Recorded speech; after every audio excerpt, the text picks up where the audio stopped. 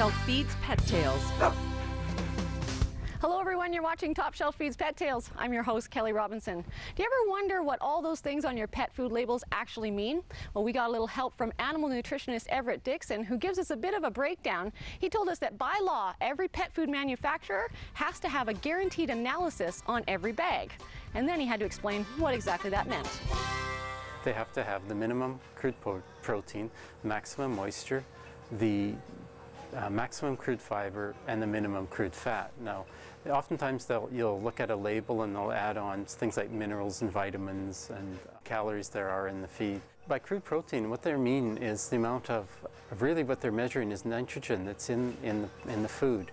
And that can come from any or many different sources. It can come from plant sources, it can come from animal sources, and that's where looking at your list of ingredients is important. But what they'll do is they'll measure the nitrogen, and then they'll take the average nitrogen that's in materials, which is 16%, and they'll calculate how much protein is there, and that's where you come up with your crude protein. And that doesn't tell you anything about the quality of the protein, it just tells you that this much protein is there. Moisture is how much water is in the feed, and usually it's around, or in the food, and usually it's around 10%. Any higher, you can have problems with molds and things like that. Fat is exactly that, how much fat has been added in. Some of it will come in from the ingredients, and other parts of it will come in as added fat, either plant fats or animal fats. And the last one is fiber, which is actually an artificial value, but it's a measurement of the amount of, from plants, hemicellulose, cellulose, and things like that that's actually in the feed.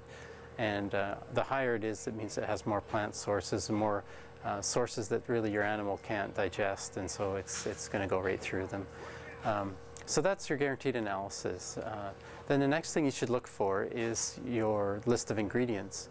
Now, the list of ingredients on the bags have to be given in order of the amounts that are in the feed, starting with the greatest amount going down to the least amount.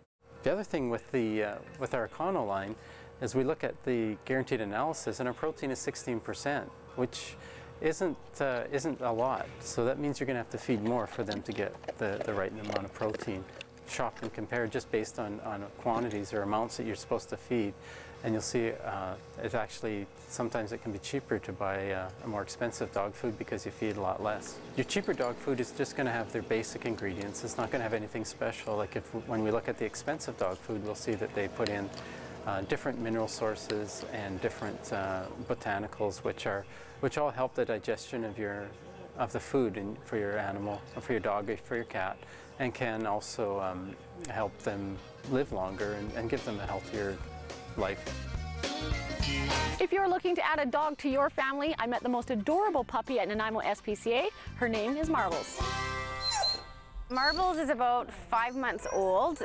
She's probably some kind of pit bull mix, maybe. She's very sweet and friendly and wiggly and happy and likes to play.